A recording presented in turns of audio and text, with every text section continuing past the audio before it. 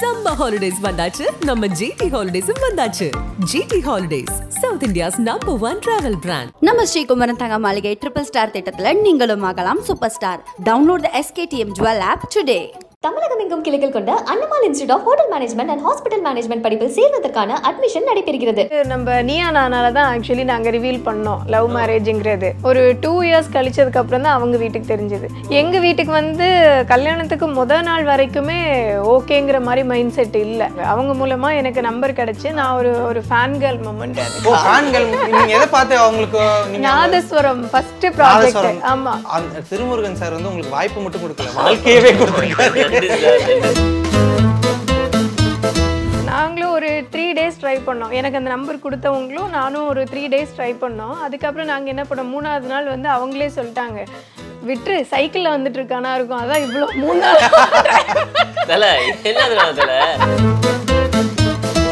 வந்ததுக்கப்புறம் media field இப்படி தான் இருக்கும். அவரோட சேலரி வந்துட்டு முன்ன பின்ன ஏறும், அப்பப்போ இருக்கும், இல்லாமல் கூட போகும். இந்த விஷயங்கள்லாம் தெரியும் போது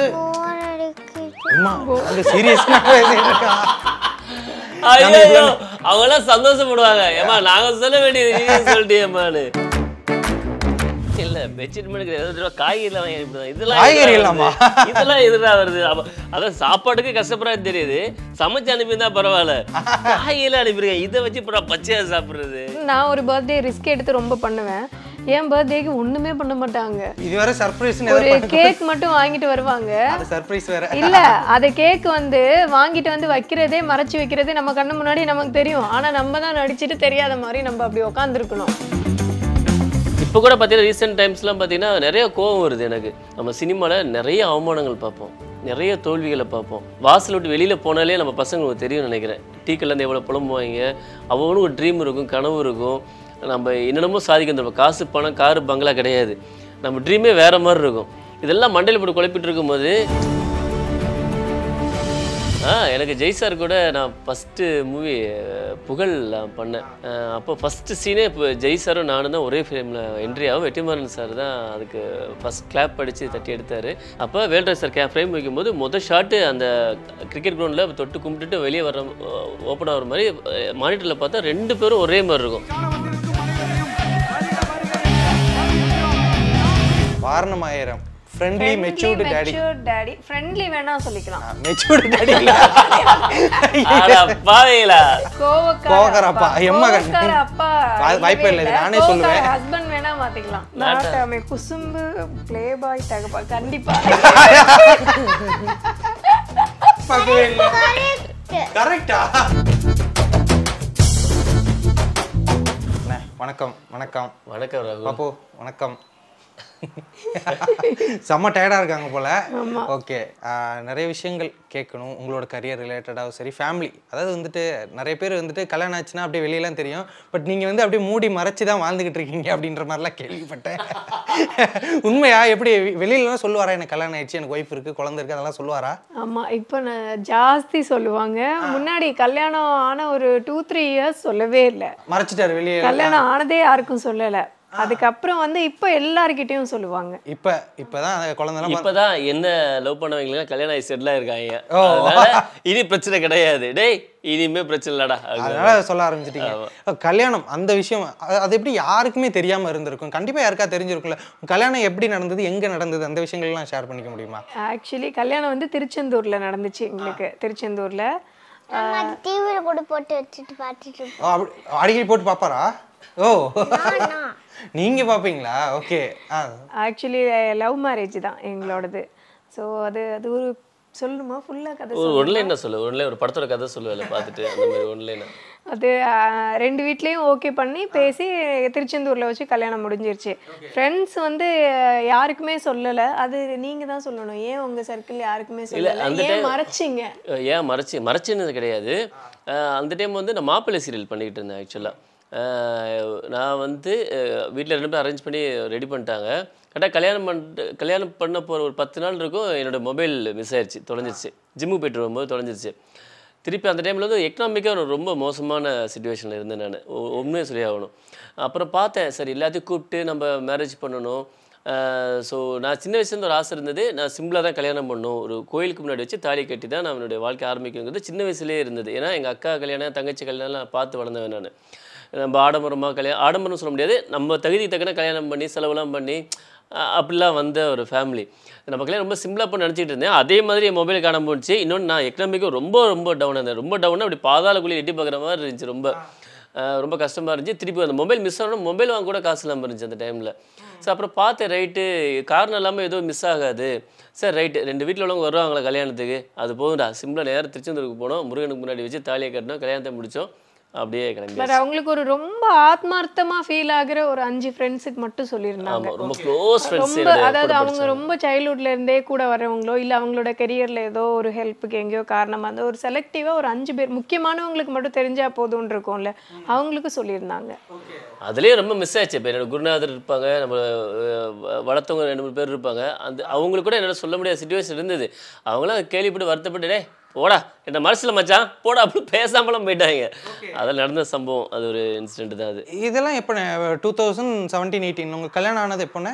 சொல்லுங்க பாரு, நீட் எக்ஸாம் கூட நான் எழுதி நான் பாஸ் ஆயிடுவேன். திருப்பி எப்போ கல்யாணம் வருஷத்தான் கேட்டா பாப்பா பாப்பா ரைட் அதெல்லாம் நான் வச்சிருக்கேன். கல்யாணம் ஆனது என்ன வருஷம்? அதான் 2000ல தான் ஏதோ அது வருஷத்துக்குள்ள 2017 பரவாயில்ல சொல்லிட்டாங்க. அவர் 17 கேட்டாரு, நீங்க ஊன்னு சொல்லியிருக்கீங்க, அவ்வளவுதான். 2017.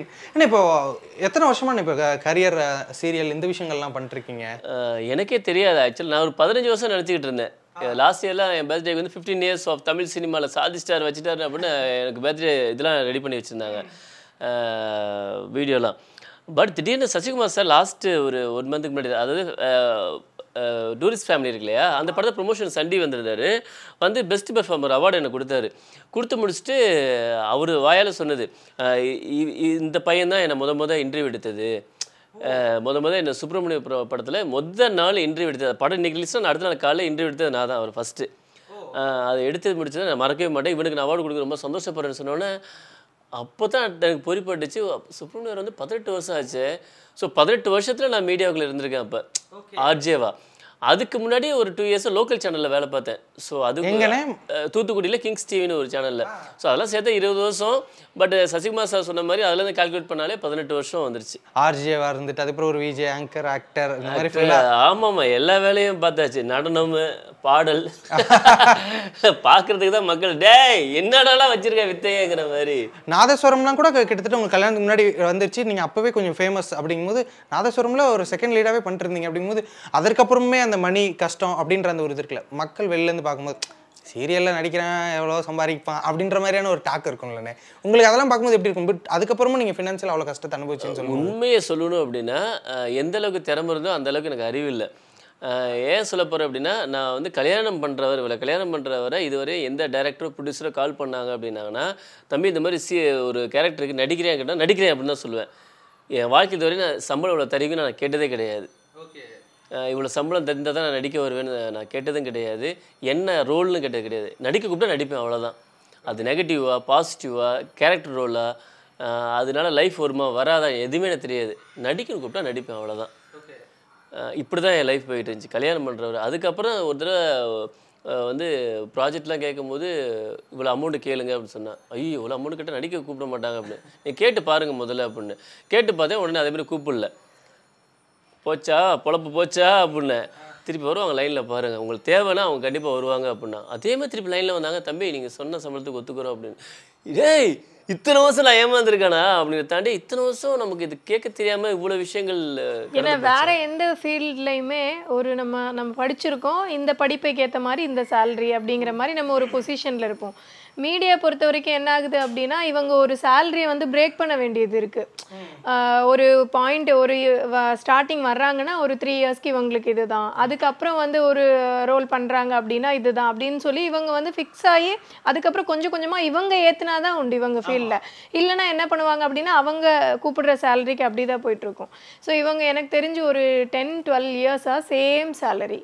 அப்படியே போயிட்டு இருந்தாங்க. ஏத்துறதும் இல்லை, யார்கிட்டயும் கேட்கறதும் இல்லை, அப்படியே போயிட்டு இருந்தது. அதுக்கப்புறம் தான் ஒரு டைம் பிரேக் பண்ணதுக்கு அப்புறம் தான் ஒரு ப்ராஜெக்ட் முடிய இது ஒரு ப்ரொசீஜரா பண்ணணுங்கிறதே அதுக்கப்புறம் தான் அவங்களுக்கு தெரிஞ்சிருக்கு. இப்போ சொல்றாங்கல்ல 18 இயர்ஸ் ஆகுது அப்படின்னா 18 இயர்ஸ்ல நம்ம 15 இயர்ஸ் மீடியா நடிக்கிறதுக்கு வந்ததுக்கு அப்புறம் 15 வருஷம்னா சொல்ல போனா 15 வருஷம் எக்ஸ்பீரியன்ஸ் ஆன ஆர்டிஸ்ட்.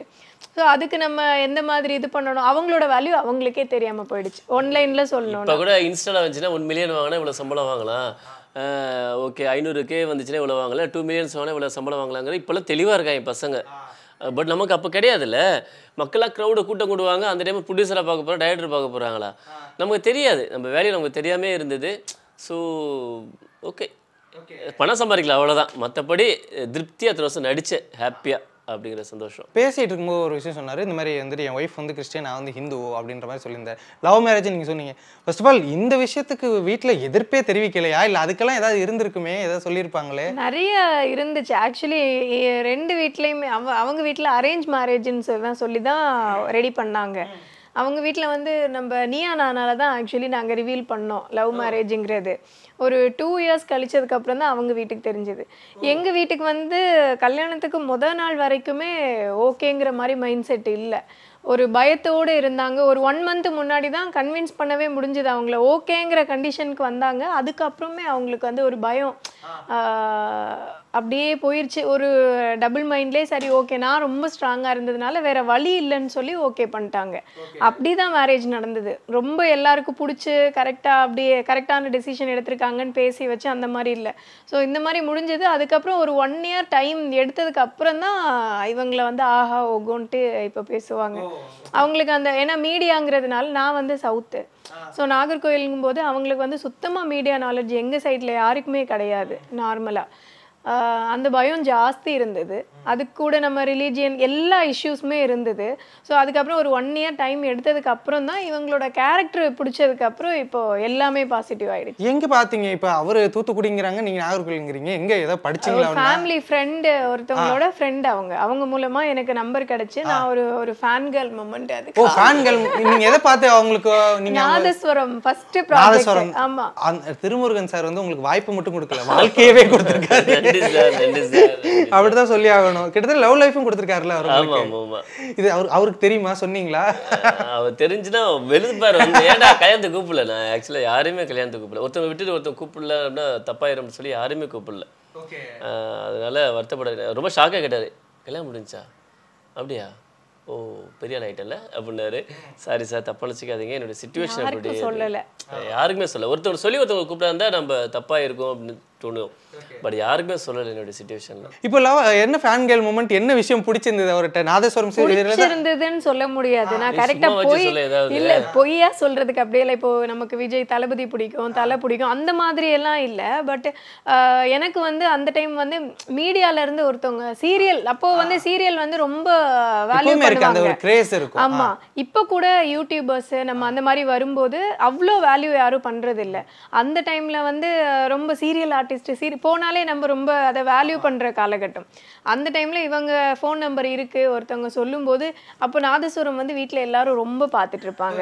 ஓ இவர் பாண்டி நம்பர் இருக்கு அப்படின்னு சொன்ன உடனே நான் பாண்டி நம்பரா கொடுங்கன்னு சொல்லி வாங்கி நான் தான் அப்போ கால் பண்ணேன். இவங்களுக்கு கால் பண்ணது ஒரு 4-5 நாள் இவங்க என்ன, நான் ஜென்ரலாக சும்மா தான் ஒரு ஹலோ சொன்னாலே ஹாப்பி ஆகுன்ட்டு அந்த இதில் தான் நான் கால் பண்ணுறேன்.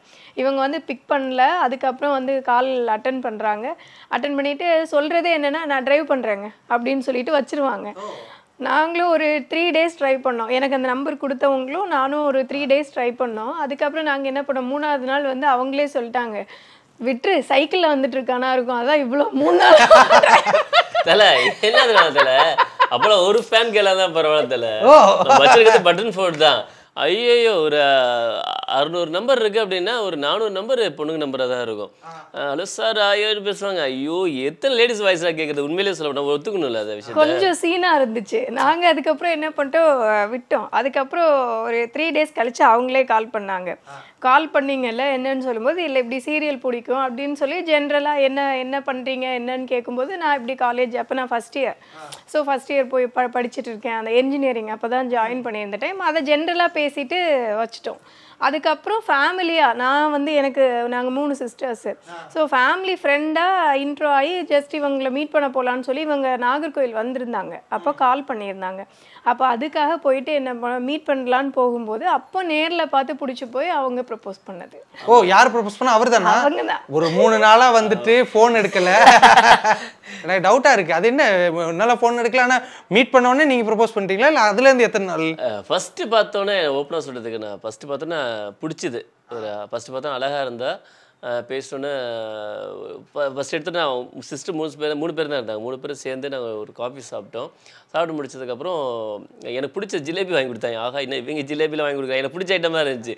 சரி நம்ம எதுவும் வாங்கி கொடுக்கலான்னு தப்பாயிரும் பொழுது இந்த பொண்ணுக்காவது வாங்கி கொடுக்கணும்னு சொல்லிட்டு ஜஸ்ட் வாங்கி கொடுத்துட்டேன். இவ்வளோதான். எனக்கு அந்த டைமில் எதுவும் மைண்ட்லாம் தோணலை. பார்த்தோன்னா ஒரு பொண்ணு அழகாக இருந்தால் ரைட்டு பார்த்து பேசிட்டு வந்துட்டோம். அதுக்கப்புறம் ரைட்டு வந்ததுக்கப்புறம் நம்பர் இருந்தது, ஏதோ டிஸ்டர்ப் ஆனிச்சு. அதுதான் நினைக்கிறேன், அந்த தலை விதின்னு சொல்லுவாங்கள்ல, போய் விட்டுருச்சு. ஆமாம். ஸோ நமக்கு தோணும், இல்லாட்டே பேச தோணாது. திடீர்னு அவட்ட பேசணுமே அப்படின்னு தோணி நைட்டு 11-12 மணி இருக்குன்னு நினைக்கிறேன். திடீர்னு வந்து ஹலோ சொல்லுங்கள், ஹலோ ஹலோ என்னடா இப்படி மெதுவாக பேசுகிறாங்க அப்படின்னு. திடீர்னு பேசணுன்னே நான் ஓப்பனாக சொல்லிட்டேன், எங்கள் வீட்டுக்கு வர்றீங்களா, நான் உங்களை கல்யாணம் பண்ணிக்க ஆசைப்பட்றேன் அப்படின்னு ஓப்பனாக கேட்டேன். நான் என்ன இப்படி உடனே எப்படி கேட்டீங்க வச்சிட்டீங்க? இல்லை தோணுச்சு அதான் கேட்டேன் அப்படின்ட்டு. நான் எங்கள் வீட்டில் ஒத்துக்க மாட்டாங்கன்னு சொன்னேன். ஸோ என்ன தெரியல, ஒரே நாளில் நடந்த சம்பவம் எனக்கே ரொம்ப ஆச்சரியமாக இருந்தது. எதுக்கு இவங்க ஃபோன் எடுக்கணும்? ஏன்னா வீட்டில் ஒரே குடும்பத்துக்கு ஒரு ஃபோன் தான், எதுக்கு இவங்க அந்த ஃபோன் அட்டன் பண்ணணும்? எதுக்கு கரெக்டாக அந்த 12 மணிக்கு பேசணும்? அப்போ நான் வச்சுருந்தேன் பட்டன் ஃபோன். ஸோ அப்போ பேசி இதை பண்ணது. இப்போ கரியர் வைஸ் இப்போ நீங்கள் வந்துருவீங்க, அதுக்கு லவ் பண்ணும்போது எதுவும் தெரிஞ்சிருக்காது. இப்போ வந்ததுக்கப்புறம் மீடியா ஃபீல்டு இப்படி தான் இருக்கும், அவரோட சேலரி வந்துட்டு முன்ன பின்ன ஏறும், அப்பப்போ இருக்கும், இல்லாமல் கூட போகும். இந்த விஷயங்கள்லாம் தெரியும் போது நாங்கள் சீரியஸ்னாக பேசிட்டு இருக்கோம். ஐயோ, அவங்களாம் சந்தோஷப்படுவாங்க. ஏமா நாங்க சொல்ல வேண்டியது சொல்லிட்டேம்மான்னு.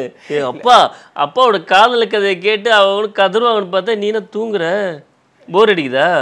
நீங்க உங்களுக்கான கண்டென்ட் அந்த ஜாலியான கண்டென்ட், இது வேற. இல்ல சீரியஸ் ஆடியன்ஸ் யாருக்கு வருமோ இல்லை, உங்களுக்கு சம்பளம் வராதுன்னு நினைக்கிறேன். பாரு, நீ போரான கொஸ்டின்லாம் கேட்கறாங்களா அந்த அங்கிள்? சரி ரைட் உட்கார், இப்படி உட்கார், எந்திரிச்சு உட்கார். இப்போ அவரோட அந்த கரியர் வந்துட்டு சேலரி ஃப்ளக்சுவேஷனாக இருக்கட்டும், இல்லை வந்து அப்பப்போ வரும் வராமல் கூட போகும். இந்த டைம்லலாம் எப்படி சப்போர்ட்டிவாக இருக்கணும், அந்த விஷயங்கள்லாம் எப்படி? அது ஸ்டார்டிங் எனக்கு உள்ள மேரேஜ் ஆகி வரும்போது இவ்வளோ சிச்சுவேஷன் டவுனாக இருக்குங்கிறது ஆக்சுவலி எனக்கு தெரியாது. ஏன்னா இவங்க வந்து எங்களோடது 7 years லவ். பட் ரொம்ப டெப்த்தாக பேசுறது, ஃபுல்லாக மீட் பண்ணுறது, எப்போவுமே கால் பேசிகிட்டு இருக்கிறது அந்த மாதிரி கிடையாது. ஒரு மாதிரி ஃப்ளாட்டாக போகும். அவங்க வந்து அவங்களோட ஒர்க்குக்கு ரொம்ப இம்பார்ட்டன்ஸ் கொடுப்பாங்க. ஒரு 6 months 8 months ஒரு வாட்டி தான் ஊருக்கு வருவாங்க அப்படின்னா அப்போ மட்டும்தான் நாங்கள் மீட் பண்ணுவோம். ஹார்ட்லி இயர்லி ஒரு டைம் கூட மீட் பண்ணியிருக்கோம். அந்த மாதிரி அப்படி தான் போகும். ரொம்ப டெப்த்தாக டீட்டெயிலாக எதுவுமே சொல்ல மாட்டாங்க. நான் இவ்வளோ கஷ்டத்தில் இருக்கேன், எப்போவாச்சும் ரேராக ஏதாவது ஜிம்மில் படுத்திருக்கேன் அப்போ சொன்னாங்களே ஒரு ஸ்டோரி. ஸோ ஜிம்மில் நான் வந்து படுத்திருக்கேன் அப்படின்னு திடீர்னு ஏதாவது பேசிகிட்டு இருக்கும்போது பேச்சு வாக்கில் வந்துடும். அதை வச்சு நானே புரிஞ்சுப்பேன் ஏதோ கஷ்டத்தில் இருக்காங்க அப்படின்னு சொல்லிட்டு நான் என்ன பண்ணுவேன், பெட்ஷீட் வாங்கி கொரியர் அனுப்பி விடுவேன் அந்த டைமில். ஸோ அதுதான் ஃபஸ்ட்டு அவங்க நீங்கள் சென்னையில் யூஸ் பண்ண பெட்ஷீட் இருக்குது. இன்னும் வச்சிருக்கீங்களா? ஆமா, ஓகே. 14 years ஆகுது இல்ல, 13 years ஆகுது.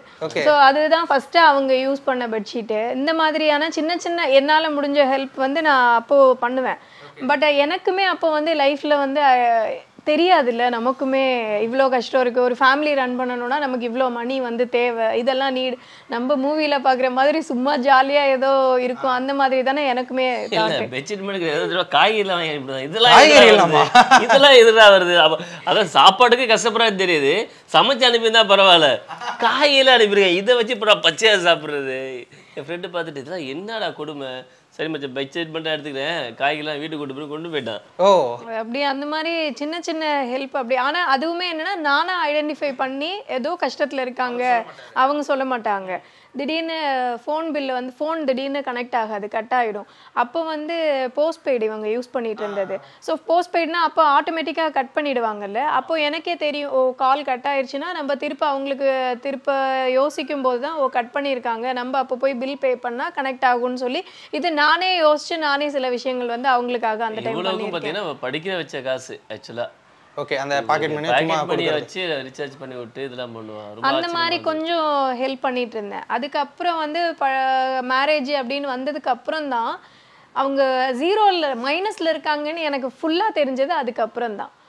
ஸோ அந்த ஒரு 2 இயர்ஸ் எனக்குமே எந்த ஹெல்ப்புமே என்னால் பண்ண முடியல. ஏன்னா பேபி பிறந்துட்டா அவளை பார்க்குறது, ஃபேமிலி விஷயம், அது மாதிரி ரொம்ப டிஃபிகல்ட்டியாக போயிட்டு இருந்தது ஒரு 2 வருஷம். அதுக்கப்புறம் தான் யோசித்தேன், ஓகே நம்ம வந்து பிஸ்னஸ் வைஸ் இவங்களுக்கு கொஞ்சம் ஹெல்ப் பண்ணால் மீடியாவில் அவங்களால கொஞ்சம் கான்சென்ட்ரேட் பண்ண முடியும், மணி வைஸ் கொஞ்சம் கஷ்டத்தை கம்மி பண்ணலான்னு சொல்லி தான் நான் பொட்டிக்கு வந்து அதுக்காக தான் பிளான் பண்ணி அவங்களுக்காக தான் பண்ண விஷயம் அது. நீங்கள் என்னைக்காவது நினச்சிருக்கீங்களா, நமக்கு இப்படி ஒரு ஒய்ஃப் கிடச்சிருக்காங்க, இந்த அளவுக்கு சப்போர்ட்டிவ் அப்படின்ற மாதிரியான எமோஷனலாக ஆயிருக்கீங்களா? அவங்கள்ட்ட ஏதாவது ஃபீல் பண்ணியிருக்கீங்களா? அதெல்லாம் எமோஷனல் போது எப்படி சொல்கிறது, ஆக்சுவலாக என்னோட கஷ்டத்தை யாருக்கும் சொல்லக்கூடாதுன்னு நான் ஃபஸ்ட்டு நினைக்கிறேன். ஏன்னா அம்மா அப்பாவுக்கு இந்த விஷயம்லாம் எதுவுமே தெரியாது. அண்டு இவள்கிட்ட நான் எதுவுமே சொன்னது கிடையாது. இதுவரை நான் ஹெல்ப்னு சொல்லி யார்ட்டையும் கேட்டது கிடையாது. ஃப்ரெண்ட்ஸுங்கிட்ட சும்மா கேட்பேன், கை மாற்றி கேட்பேன், கொடுத்துருவேன். மற்றபடி எனக்கு சாப்பாடுன்னு பசிச்சா பட்டினியாக இருப்பேன் தவிர யார்ட்டையும் கேட்க மாட்டேன். எனக்குன்னு ஒரு காசு தேவைப்பட்டுச்சு அப்படின்னா யார்கிட்ட கேட்க மாட்டேன், கடன் கேட்க மாட்டேன். யாருக்காச்சும் தேவைன்னா வாங்கி கொடுப்பேன் தவிர எனக்கு நான் கேட்டதே கிடையாது இது வரையும். காஸ்டியூம் கூட அதான் சொல்கிறேன், பழசு கூட போடுவேன், ஆனால் யார்ட்ட வாங்கி கொடுக்க முடியாது. ஓப்பனாக சொல்ல போனால் எனக்குலாம் ஷூ வாங்க கூட காசு இருக்காது. அப்போ அந்த பழைய ஷூ விற்றுட்டு இருப்பாங்களே, நான் நடிக்கிறதுக்காக என்ன பண்ணுவேன், சரி ஒரே ஷூவை ரிப்பீட்டடாக போட்டால் பார்ப்பான்னு சொல்லிட்டு அந்த கடையில் வந்து செகண்ட்ஸ் ஷூவெல்லாம் வாங்கி நான் போட்டு நடித்த காலங்கள்லாம் இருந்தது. அதெல்லாம் ரொம்ப இதாக இருக்கும். ஃப்ரெண்ட்ஸு கேட்பேன், என்னடா புதுசாக இருக்குது ஷூ அப்படின்னு. ஆனால் நான் இந்த விஷயம் கூட இப்போ கூட இவ்வளோ தெரியுமான்னு தெரியாது. இந்த மாதிரி விஷயங்களை நிறையா நான் தாண்டி வந்தேன். அதுக்கப்புறம் இதெல்லாம் கட் பண்ணால் இன்றைக்கி 1க்கு 10 ஷூ இருக்குது. திடீர்னு ஒரு 15 லட்ச ரூபாய் கார் வந்து கிஃப்ட் பண்ணுறா. கிஃப்ட் பண்ணாங்களா? ஆமாம், இந்த நான் வச்சுருக்க கார் வந்து 15 லட்ச ரூபாய் கார் வாங்கி ஒரு நாள் பர்த்டே ஷூட்டிங் கிளம்பிட்டு இருக்கேன். 13 லட்சமா வட்டிலாம் சேர்த்த 15 வந்துடும். சரி, திடீர்னு கார்னா கட்டிட்டு ஷூட்டிங் கிளம்புறேன். அந்த டைம் கார் கிடையாது. அவசரம் பைக்கில் போகணுன்னு பார்க்குறேன். திடீர்னு கண்ணை கட்டி கீழே கூட்டு போய் ஒரு பாக்ஸ் இருந்திருக்கு போல தெரியுது. கண்ணை கட்டியிருந்தேன். கண்ணை ஓப்பன் பண்ணிட்டு இந்த ரிப்பனை இழுத்து விடுங்கன்னு சொல்லி ஓப்பன் பண்ணால் உள்ளேருந்து காரு. கிட்டத்தட்ட சந்திரலேகா பண்ணிகிட்டு இருக்கும்போது. ஸோ இந்த மாதிரி விஷயங்கள்லாம் பண்ணுவாங்க. ஸோ அந்த டைம் பயங்கர எமோஷனலாக இருக்கும். என்னடா இப்படிலாம் கிஃப்ட் பண்ணுறா வைக்கிறா அப்படின்ட்டு. இப்படி ஒவ்வொரு பர்த்டேயும் பார்த்தீங்கன்னா எனக்கு ஒரு புதுசாக ஏதாவது கிஃப்ட் பண்ணிகிட்டே இருப்பாங்க. எமோஷன் ஆகிட்டே இருக்கும். அதாவது ஓப்பனாக சொல்ல போனால் இப்போ பண்ணுறதுக்கு நான் எமோஷனாகி கண்ணீர் விட்டு ஆக ஓக அப்படின்னு ரொம்ப இதாக மாட்டேன். என்ன அப்படின்னா இது உன்னோட கடமை அப்படி தான் நினைப்பேன் நான். இப்போ ஒரு அம்மா வந்து ஒரு பிள்ளைக்கு செய்யும்போது அந்த பிள்ளைக்கு ரொம்ப ரியாக்ட் பண்ணாது. நீ இதான் பண்ணும், யார் பண்ணுவா, அந்த மாதிரி இவட்ட ரொம்ப உரிமை எடுத்துக்கிறேன். அதனால் எனக்கு வந்து திருப்பி இவளுக்கு நான் நன்றி கூட சொல்ல மாட்டேன், தேங்க்ஸ் கூட சொல்ல மாட்டேன். திருப்பி வந்து அதை புரிஞ்சுக்கிட்டே நடக்கும் எனக்கு தெரியல. ரொம்ப அப்படி நீ பண்ணாமல் யார் பண்ணுவா, நீ தான் பண்ணும் எனக்கு அப்படிங்கிற மாதிரி ஆகி போயிட்டேன். அது சில நேரங்களில் பார்க்கும்போது இதெல்லாம் ரியாக்ட் பண்ணும்ல அப்படிங்கிற மாதிரி இருக்கும். நீங்கள் எதிர்பார்ப்பீங்களா? ஸ்டார்டிங் இருந்துச்சு. எனக்கு என்ன முதல்ல சின்ன விஷயம் எது இருந்துச்சுன்னா, நான் ஒரு பர்த்டே ரிஸ்க் எடுத்து ரொம்ப பண்ணுவேன். என் பர்த்டேக்கு ஒண்ணுமே பண்ண மாட்டாங்க. இதுவரை சர்ப்ரைஸ்னு ஏதாவது பண்ணுங்க, கேக் மட்டும் வாங்கிட்டு வருவாங்க. அது சர்ப்ரைஸ் வேற இல்ல, அது கேக் வந்து வாங்கிட்டு வந்து வைக்கிறதே மறைச்சு வைக்கிறதே நம்ம கண்ணு முன்னாடி நமக்கு தெரியும். ஆனா நம்ம தான் நடிச்சிட்டு தெரியாத மாதிரி நம்ம அப்படி உட்காந்துருக்கணும். அந்த மாதிரி ரியாக்ஷன் பண்ணி எனக்கு அது ஒரு 2 வருஷம் எல்லாம் இருந்துச்சு. ஏதாச்சும் பண்ணுவாங்க. ஃபர்ஸ்ட் வந்து ஏதோ 12 மணி ஆனா ஏதாவது சர்ப்ரைஸா வாங்கிட்டு வருவாங்க, வைப்பாங்க இருந்துச்சு. 1 வருஷம் 2 வருஷம் 3 வருஷம் இருந்துச்சு. அதுக்கப்புறம் எனக்கு இப்போ கொஞ்சம் புரிஞ்சு போச்சு. அவங்களுக்கு வந்து பண்ணக்கூடாதுன்னு இல்லை, அவங்களுக்கு அந்த மைண்ட்லே இல்லை, தாட்லே இல்லை, தெரியாது. இது மாதிரி இவங்கன்னு இல்லை. நான் இது இப்போ கொஞ்சம் நிறைய பேர் அனலைஸ் பண்றேன்ல, இது மாதிரி ஒரு செட் ஆஃப் பீப்புளே அப்படி இருக்காங்க. இல்ல எல்லா பசங்களையும் சொல்ல முடியாது. 10% வேணா நீங்க நினைக்கிற மாதிரிலாம் இருப்பாங்க. 10 பேர் உங்களை நான் அவங்க பண்றதா 90% இவர மாதிரி தான் இருப்பாங்க. அதுக்கப்புறம் இப்போ கொஞ்சம் புரிஞ்சுக்க ஆரம்பிச்சிட்டேன். அதனால இப்போ கொஞ்சம் தெரியுது. மேபி அவங்களுக்கு அது வந்து பண்ணக்கூடாதுன்னு இல்லை, பெருசா அவங்களுக்கு அது மைண்ட்லயே இல்லை. ஸோ அதனால இப்போ எதிர்பார்க்கறது இல்லை, இப்போ ஃபிக்ஸ் பண்ணிட்டேன், வராது. ஓகே, விட்டுருங்க. ஆமா விட்டுருங்கப்பா. அந்த 10 பேர் பண்றீங்கடா நீங்க. ஆனா இப்போ பொதுவா வந்து உங்களுக்குள்ள இப்போ வந்ததுல இருந்தே வந்து ஜாலியா பேசறதா இருக்கட்டும், பாப்பா வந்து உங்களை சண்டை போறதா இருக்கட்டும், உங்களை போய் அவங்க கலாய்க்கிறதா இருக்கட்டும், ஜாலியா இருக்கீங்க. என்னைக்காவது உங்க 2 பேருக்குள்ள ஏதாவது சண்டை, மிஸ் அண்டர்ஸ்டாண்டிங்ல எந்த காரணத்துக்காக வரும்? இல்ல பயங்கர மிஸ் அண்டர்ஸ்டாண்டிங் வரும். சொல்றோம் பயங்கர சண்டை வரும். சண்டை அப்படின்னா எங்க வீட்டுக்கு வந்து பாத்துட்டாங்கன்னா சொந்தக்காரங்க ஒரு 10 நாள் பார்த்துட்டு இவங்க 2 பேரும் எப்படி இத்தனை வருஷம் சேர்ந்து வாழ்றாங்க மாதிரி இருக்கும். சீரியஸ்லி நான் ஓப்பனாக சொல்றதுக்குன்னா இவ சொல்றது கரெக்டா இருக்கும், என்னால் ஏத்துக்க முடியாது. இது பண்ணாதீங்க அப்படின்னா ஐயோ இது எப்படி நம்மளை ஏற்றுக்க, நம்ம ஒரு மைண்ட் செட்டில் இருப்போம்ல, நம்ம வளர்ந்த விதம், நம்ம உள்ள இன்பில்ட் ஆனது விஷயங்கள், நம்ம பேச்சுலர் இருந்தது எல்லாமே தாண்டி அது அக்செப்ட் பண்ணிக்க ரொம்ப கஷ்டமாக இருக்கும். அது ஆக்சுவலாக தெரிஞ்சு நம்ம அக்செப்ட் பண்ணாமல் இருக்கிறது கிடையாது. உண்மையில் நம்ம அறிவு அவ்வளோதான். நான் அடிக்கடி சொல்லுவேன், நீ பேசுறது உன் அறிவுக்கு தக்கன ஒரு ஆள்கிட்ட சொன்னால் புரியும். எனக்கு தக்கன அறிவாள்கிட்ட வந்து உன் அறிவை கம்மி பண்ணிட்டு தான் சொல்லணும். உன் அளவுக்கு நீ ஈக்குவலாக இருக்குன்னு நினச்சினா எனக்கு ரொம்ப கஷ்டம், அதை அண்டர்ஸ்டாண்ட் பண்ணிக்க முதல்ல அப்படின்னு. கடைசியாக சுற்றி மீறி சண்டைலாம் போட்டு முடிஞ்சதுக்கப்புறம் சொன்னோம், அவன் சொன்ன கரெக்டு தான் போடல. சீரியஸ்லி ஃபைனலாக அப்படி தான் நிற்கும். அதனால நிறைய கோவப்படுவேன். நான் தான் கோவப்படுவேன். இப்போ நியாயமாக கோவப்படுவேன், நான் தேவையில்லாமல் கோவப்படுவேன். கரெக்டாக சொல்லுங்க, தேவையில்லாமல் கோவப்படுவேன். ஓகே, அது கொஞ்சம் நிறையா மிஸ் அண்டர்ஸ்டாண்டிங், நிறைய கஷ்டப்பட்டோம் அந்த விஷயத்தில். இப்போ கூட பார்த்தீங்கன்னா ரீசெண்ட் டைம்ஸ்லாம் பார்த்தீங்கன்னா நிறைய கோவம் வருது எனக்கு. அது எப்படின்னா, நம்ம சினிமா தொழில் ஓப்பனாக சொல்கிறேன்னு, நம்ம சினிமாவில் நிறைய அவமானங்கள் பார்ப்போம், நிறைய தோல்விகளை பார்ப்போம். நம்ம வாசல் விட்டு வெளியில் போனாலே நம்ம பசங்களுக்கு தெரியும்னு நினைக்கிறேன். டீக்கல்லேருந்து எவ்வளோ புலம்புவாங்க, அவங்களும் ஒரு ட்ரீம் இருக்கும், கனவு இருக்கும். நம்ம என்னென்னமோ சாதிக்க, நம்ம காசு பணம் காரு பங்களா கிடையாது, நம்ம ட்ரீமே வேறு மாதிரி இருக்கும். இதெல்லாம் மண்டையில் போட்டு குழப்பிட்டு இருக்கும்போது இவங்க ஏதாச்சும் ஒன்று புதுசாக திணிப்பாங்களா, நமக்கு அதுலேருந்து வெளியிலே வரவே முடியாது. நம்ம அங்கேயே ஒரு மாதிரி ஸ்டக் ஆகி நிற்போம். பட் இவங்க வந்து அதெல்லாம் ஹேண்டில் பண்ணி, அதாவது சுருக்கமாக சொல்ல போனால் அந்த மயக்கம் என்னன்னு ஒரு படம் வந்துச்சு, தனுஷ் படம். அந்த மாதிரி நம்ம ஒரு உலகத்தில் இருப்போம், இவங்க ஒரு உலகத்தில் இருப்பாங்க. ஸோ நம்ம மீடியா இருக்கிறவங்க மட்டும் அந்த ஸ்ட்ரகிள் இருக்குன்னு நினைக்கிறேன், தெரில, எனக்கு அப்படி தோணும். இப்போ மீடியாவில் இருக்கவங்களே இருந்தால் சில விஷயங்களை அண்டர்ஸ்டாண்ட் பண்ணிக்க முடியும். நீங்கள் இப்போ சில விஷயங்கள்லாம் பொசசிவ் ஆகும்ல. இப்போ வந்து அவர் ஒரு ஹீரோ கேரக்டர் பண்ணுறாருன்னா பேரெல்லாம் பண்ணுவாங்க, மேபி ஒரு ரொமான்டிக் இருக்கும், இல்லை டச் பண்ணுற மாதிரி சீன்ஸ்லாம் நீங்கள் பார்ப்பீங்களா, இல்லை அதுக்கெல்லாம் பொசசிவ் ஆவீங்களா, ரியாக்ட் பண்ணுவீங்களா அதெல்லாம் அவங்கள்ட்ட? நான் பார்ப்பேன். எனக்கு அந்த மாதிரி என்னன்னு தெரியல, பொசசிவ் ஆகுறது இல்லை. அது வந்து அது என்னன்னு தெரியல, ஒர்க்குன்னு எனக்கு மைண்ட் அப்படியே ஃபிக்ஸ் ஆகிடுச்சு. நான் ஏதாவது ஆயிருக்கேன்னா நீங்கள் தான் சொல்லுங்கள். இல்லை ஆக்சுவலாக ரீசெண்டாக கூட அந்தோனி தாசன் ஒரு சாங் எடுத்தேன், பயங்கர ரொமான்டிக் சாங். பார்த்தீங்களா? அந்த சாங் ரொமான்டிக் பண்ணுறதுக்கு நான் கிட்டத்தட்ட ஒரு 10-20 நாள் நான் ஹோம்ஒர்க் மீன்ஸ் இவங்க ரொமான்ஸ் பண்ணல, ரொமான்டிக் சாங்கெல்லாம் லிஸ்ட் எடுத்து வச்சு யூடியூப்பில் பாருங்கள். நல்லா பண்ணணும். அதாவது நீங்கள் வந்து ரொமான்ஸ் மாதிரி தெரியணும், அதாவது ஆபாசமாக தெரியக்கூடாது, ஹாஸாக தெரியக்கூடாது, இல்லை ஹார்டாக தெரியல, ஆக்வர்டாக தெரியக்கூடாது, அது ரொமான்டிக்காக இருக்கணுங்க பார்க்க அப்படின்னு சொல்லி ரொமான்டிக்கான சாங்கெல்லாம் போட்டு தான் பார்க்க சொல்ல. பாருங்கள், இந்தளவு க்யூட்டாக போல. இப்போ சிவகார்த்திலாம் பாருங்கள், அவர் பண்ணாலும் அந்த க்யூட்னஸ் இருக்கும். தனுஷை பாருங்கள், இந்த மாதிரி பேர் கமலஹாசனை வச்சுட்டு ரொமான்டிக் பண்ணுங்க சொல்லி சாங் அவ்வளோ கைட் பண்ணுவாள். ஆமாம், சிலங்கெல்லாம் ஓவராக ஏதாச்சும் தப்பாக ரியாக்ட்லாம் பண்ணிட்டேன்னா கோவப்பட்டுருவா, என்னங்க நடிக்கிறீங்க அப்படின்ன மாதிரி. சீரியல் பார்த்து கமெண்ட் ரிவ்யூலாம் கொடுப்பீங்களா? ஆமாம், சீரியல் வந்து ரெகுலராக ரொம்ப இது பண்ண மாட்டேன், விட்டுருவேன். இந்த மாதிரி முக்கியமான ப்ராஜெக்ட்ஸ் ஏதாவது வரும்போது சொல்லுவேன், கொஞ்சம் பெட்டராக பண்ணியிருந்துருக்கலாம், இல்லை ரியாக்ஷன்ஸ் ஏதாவது தப்பாக கொடுத்துருவாங்க சம்டைம். அது வந்து சிலது இந்த மாதிரி ரொமான்டிக் சாங் போது தப்பாக காமிச்சிரும். ஸோ அந்த மாதிரி விஷயங்கள் வந்து இந்த மாதிரி பண்ண வேணான்னு சொல்லி இந்த சாங் அதுக்கு தான் சொல்லிட்டு இருந்தேன். நீங்கள் வந்து ரொமான்டிக் சாங்னா எல்லாருமே என்ன நினைச்சிட்டு இருக்காங்கன்னா ரொமான்ஸ் பண்றது அப்படின்னு கிடையாது, லவ்வா அந்த இடத்துல தெரியணும். ஸோ அதை லவ்வா எவ்வளோ காமிக்க முடியுமோ காமிங்க அப்படின்னு சொல்லி அப்படி ரியாக்ஷன்ஸ் எல்லாம் என்னன்னா அது யோசிக்காம அங்கே என்ன சொல்றாங்களோ அதை கேட்டு பண்ணும்போது அது பாக்குறதுக்கு வந்து சிலவங்களுக்கு தப்பா போய் கன்வே ஆகும், தப்பா தான் தெரியும் அந்த விஷயம். அதை நீங்களா உள் வாங்கிட்டு நம்ம கரெக்டா பண்ணணும்னு எடுக்கும்போது அது லவ்வா வெளியே தெரியும்ல. ஸோ அது நீங்க கொஞ்சம் பார்த்து பண்ணுங்க அப்படி அந்த மாதிரி சொல்லுவேன். ஆக்சுவலாக நடிச்சதுல கிட்டத்தட்ட இத்தனை வருஷத்துல ஒரு 3 தடவை 4 தடவை தான் நல்லா இருக்குன்னு சொல்லியிருப்பேன். பெஸ்ட் சீன் இல்லைன்னா பெஸ்ட் பெர்ஃபார்ம் அப்படின்ட்டு, மற்றபடி சொன்னதே இல்லை. ஆனா அதை பார்த்து தான் உங்களுக்கு ஃபேனாவே அவங்க ஆனாங்க. அது லாஸ்ட்ல நான் செத்துட்டேன்னு சொல்லி பயங்கர ஃபீல் பண்ணிட்டா. லாஸ்ட் தூக்குல தொங்க போட்டு செத்துருவேன்ல, அதுல தான் அந்த எமோஷன்ல தான் லவ்வே ப்ரொபோஸ் பண்ணேன். உண்மையிலேயே அந்த தூக்கு போட்ட மாதிரி செத்துருவீங்களாங்க, அது ஃப்ரைடே நடந்துச்சு. அது உண்மையிலேயே பாண்டி கனவா இல்லை செத்துருவீங்களா, உயிரோட வந்துடுவீங்களே, நான் செத்துட்டா அதுக்கப்புறம் என்கிட்ட பேச மாட்டீங்களா, நீங்கள் இப்போ பேசாதீங்க வாயை முடுங்க, இல்லை சீரியலில் சொன்னேன் அந்த சரியான டைம் அப்படின்னு. ஆக்சுவலாக அவங்க வந்து 12th முடிச்சு காலேஜ் போயிருந்தாங்க, பாப்பா சின்ன பொண்ணாக இருக்குன்னு நினைக்கிறேன், என்னை பற்றி ப்ரொபோஸ் பண்ணி ஓகே வாங்கிட்டேன். ஆனால் இப்போ இத்தனை வருஷத்தில் ஏகப்பட்ட சீரியல்ஸ் பண்ணிட்டீங்க, படங்கள் பண்ணிட்டீங்க, ஆல்பம் சாங்ஸ் எவ்வளோ விஷயங்கள் பண்ணியிருக்கீங்க.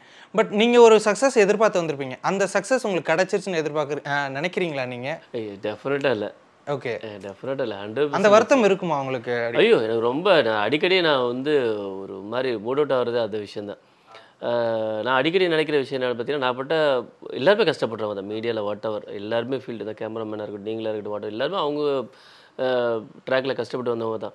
பட் நான் பட்ட வலி, நான் பட்ட கஷ்டம், எனக்கு கிடைச்ச ஆப்பர்ச்சுனிட்டி, அதுதான் ரொம்ப முக்கியமான விஷயம்.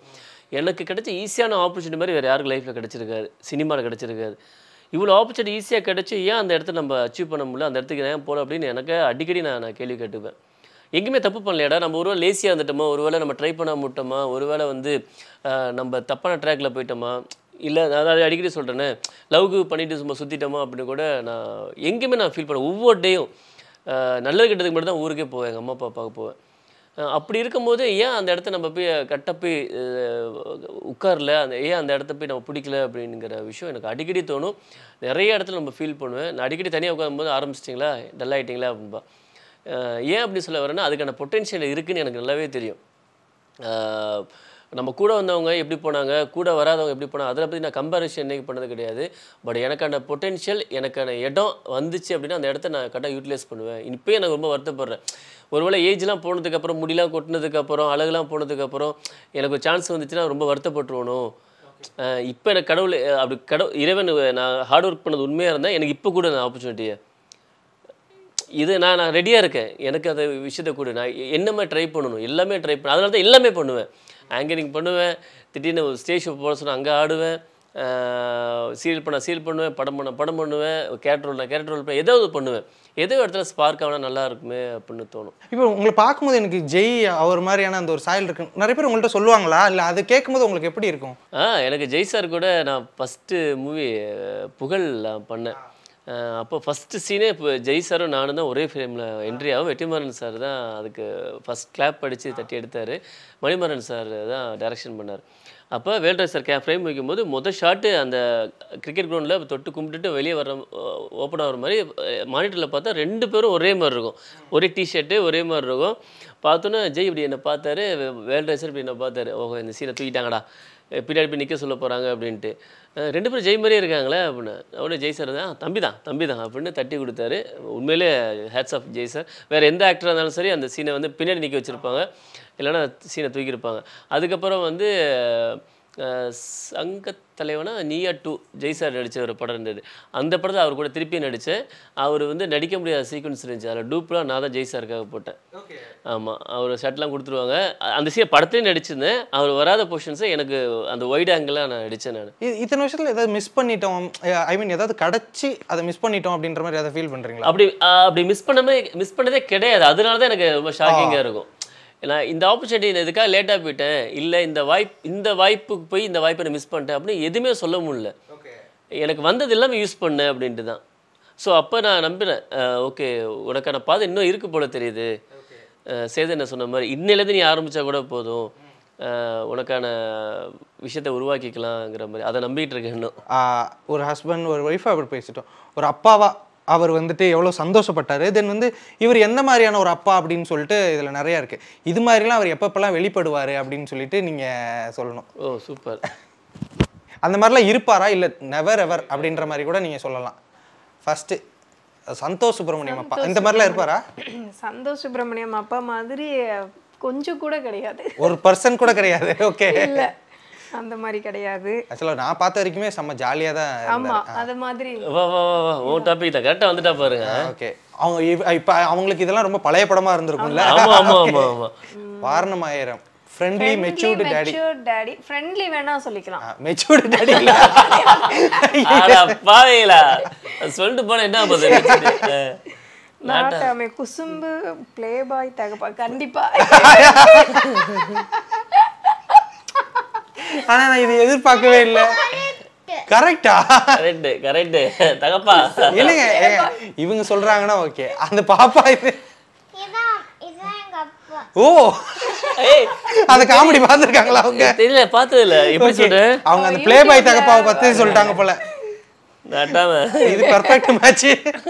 மோட்டிவேஷனல் அப்பா மோட்டிவேஷனலா கொடுப்பாங்க. அப்பா தான், பட் அவளுக்கு இன்னும் அது புரிஞ்சுக்கிற வயசு வரல. மேபி ஃபியூச்சர்ல அவங்க அப்பா என்னென்ன பண்ணி வந்திருக்காங்கன்னு அவளுக்கு புரியும் போது அது மோட்டிவேஷனா மாறதுக்கு அவளுக்கு நிறைய வாய்ப்பு இருக்கு. அந்த விஷயம் இது வந்து 100க்கு நான் வந்து ஒரு 300 500 மார்க் போடுவேன். ப்ரொடெக்டிவ் அப்பா கண்டிப்பா. அபிமானம், நீங்க ஏதாவது படம்லாம் பார்த்து ஏதாவது ஃபீல் பண்ணிருக்காங்களா? அப்பா இது பார்த்தா அவங்க ஞாபகம் வருது அப்படின்ற மாதிரி ஏதாவது சொல்லியிருக்காங்களா? ஞாபகம் வருது அப்படி சொல்ல முடியாது. அவளுக்கு அவங்க அப்பா தான் ரொம்ப பிடிக்கும். அவளுக்கு வீடியோக்காக திட்டி அப்படியே கிண்டல் பண்ணிட்டு அப்படியே பிஹேவ் பண்ணா, அதனால சொல்றதுக்கு சங்கோஜப்பட்டு சொல்லல. இல்ல அந்த அளவுக்கு நம்ம வந்துட்டு ஒரு க்ளோஸா இருந்தா தான் அதே பண்ண முடியும். ஆமா, அதே பண்ண பிடிச்சாதான் பண்ண முடியும். ஆமா, அவளுக்கு வந்து எல்லா யாரை பிடிக்கிறது நீங்க கேட்டாலுமே ஃபர்ஸ்ட் அவங்க அப்பா தான். ஓகே, கோவக்கார அப்பா எம்மகன் அப்பா வாய்ப்பே இல்லை, இது நானே சொல்லுவேன். ஹஸ்பண்ட் வேணா மாத்திக்கலாம். இது வந்துட்டு உங்களுக்கு சூட் ஆகும். இது எனக்கு சூட். இதுல நிறைய நீங்க சரண்யா பண்ணுவீங்க. ஆமா, அந்த சந்தோஷ் சுப்ரமணியம் கூட கேட்டீங்கல்ல, அதுல வந்து எனக்கு அது மேட்ச் ஆகும். உங்களுக்கு ரிலேட் ஆகுது. அப்பா கேரக்டர் வந்து எனக்கு தான் ப்ளே பண்றாங்க. ஓகே. எனக்கு ரொம்ப பிடிக்கும் கில்லி. விஜய் சாரா? ஆமா, அவ வந்து தளபதி ஃபேன். வெறப்பான அப்பாவும் கிடையாது, இந்த அப்பாவும் கிடையாது. பிராக்டிக்கல் அப்பா சொல்ல முடியல, பிராக்டிக்கல் அப்பாவும் இல்ல, கொஞ்சம் கிரிஞ்ச் அப்பா. கொஞ்சம் கிரிஞ்ச் அப்பா. ஓகே. எதனால அப்படி சொல்றீங்க? அப்பா கிரிஞ்சுனா இப்போ என்னன்னு இவங்களுக்கு தெரியுமா? இவங்க சொல்லுவாங்களா அப்பா கிரிஞ்சா பண்றீங்கப்பா அப்படின்னு? மொக்க போடுவாரா அப்பா? எப்பப்பெல்லாம் மொக்க போடுவாரு? அப்பப்ப மொக்க போடுவாரு. அப்பப்ப நல்ல வேலை எப்போதும் சொல்லாம விட்டாங்க. ஸ்ட்ரிக்ட் அப்பா. ஸ்ட்ரிக்ட் அப்பாவும் கிடையாது, இது கிடையாது. அப்பாவும் இல்ல. Perfect role model father. இது வந்து சொல்லிக்கலாம். 1000 மார்க் போடலாம்ல. கண்டிப்பா 1000 மார்க். ஆனா அதிகமான ஓட்டு வந்து எதுக்கு வந்துச்சுன்னா சொன்னேன்ல. ஆமா ஆமா அப்பா நான் வந்து ஃபர்ஸ்ட் கீழ ரீட் பண்ணல एक्चुअली. அப்பா நீங்க வந்து மூவி சொன்னதை வச்சு சொன்னேன். ஆக்சுவலா இப்ப பெர்ஃபெக்ட்டா இருக்குது என்ன அப்படின்னா அந்த ப்ளே பாய் அப்பா தான். அதுதான் வந்துட்டு அதுதான் வந்துட்டு அவங்களே சொன்னாங்க எங்க அப்பா தான் இது அப்படின்னு சொல்லிட்டு செந்தில கரெக்டா காட்டினாங்க. செந்தில் சார் நியாயம் நீதி நேர்மை அப்பா. இல்ல இல்ல இல்ல இந்த மாதிரி நிறைய ராஜா ராணி. இது வந்து ஒரு 100க்கு ஒரு 80% இது மாதிரி தான். ஐயோயோப்பா. அன்பு இருக்கு ஆனா காட்டிக்காத அப்பா. இது நிறைய காமிப்பாங்க. கண்டிப்பா. ஆமா, அன்பு இருக்கு, காமிக்காம இருக்கிறதுல நிறைய காட்டுவாங்க அந்த மாதிரி. சரி, இப்ப பாப்பா நீங்க உங்களுக்கு ஒக்கி ஹாசன், எனக்கு நீங்க இந்த பேர் அப்பையில இருந்து எனக்கு கேட்கணும்னு கியூரியாசிட்டியா இருந்தது. என்னது அது ஒக்கி ஹாசன் அப்படின்னா உங்களுக்கு தெரியுமா? ஒக்கி ஹாசன்னா என்னது, மீனிங் என்ன? புயல். சொல்லு, நீ தான் சொல்லணும். அங்கிளுக்கு எக்ஸ்பிளைன் பண்ணணும். ஏன் அந்த நேம் வச்சாங்க உனக்கு? புயல். நான் புயல்ல பிறந்தேன். புயல்ல பிறந்தீங்களா? புயல் வந்து போயிருச்சு, ஒரு புயல் வந்துருச்சு இல்ல, நம்ம போயிடுவோம்னு சொல்லி அந்த ஒக்கி புயல் அந்த டைம்ல பிறந்தனால அந்த டே பிறக்கும் போது சரி என்ன பேர் வைக்கலாம் போது சரி இந்த எங்க வீட்டு சைடுல வந்து ஹிந்து சைடுல வந்து பேர் வைக்கலாம், அவங்க சைடு கிறிஸ்டின் சைடு பேர் வைக்கலாம், இந்த மாதிரி நிறைய ஆஸ்பிரேஷன்லாம் வந்துட்டு இருந்தது. திடீர்னு பார்த்தோம் யாரு குழப்பிக்க வேணாம், யாருக்கு எந்த கஷ்டம் கொடுக்க வேணாம், நேரம் ஜாதகம் எதுவுமே பார்க்காம பெருசா புயல் பேர் வச்சிடலாம் அப்படின்னு சொல்லிட்டு ஓகே அப்படின்னு. இவங்க நேம் கமலஹாசன், அதுல இருந்து ஹாசன் சேர்த்து ஓகே ஹாசன் அப்படின்ட்டு வச்சிட்டோம். யாருக்கு எந்த பிரச்சனை வேணாம்பா வைக்கடா ஒரு பேர் அப்படின்னு சொல்லி வச்சிட்டோம். நிறைய விஷயங்கள் பகிர்ந்துக்கிட்டீங்க. ஆக்சுவலாக ரொம்ப ரொம்ப ஹாப்பியாக இருந்துச்சு. இதே மாதிரி தொடர்ந்து நீங்கள் எப்போதும் சந்தோஷமாக இருக்கணும். நீங்கள் இன்னும் மிகப்பெரிய சக்ஸஸ்லாம் பார்க்கணும். தென் இவங்க வந்து அவங்க டேலண்ட் எல்லாத்துலேயுமே அடுத்தடுத்த சக்ஸஸை பார்க்கணும்னு சொல்லிட்டு சினி உலகம் சார்பாக வாழ்த்துக்கள் தெரிவிச்சுப்பேன். Thank you so much for the thank you, ரொம்ப நன்றி. அண்ட் நீ வீடியோ எல்லாரும் பார்த்துக்கிட்டு இருந்தீங்க அப்படின்னா உங்களுக்கு பெரிய ஒரு கும்பிடு இல்லை கும்பிட்டுருங்க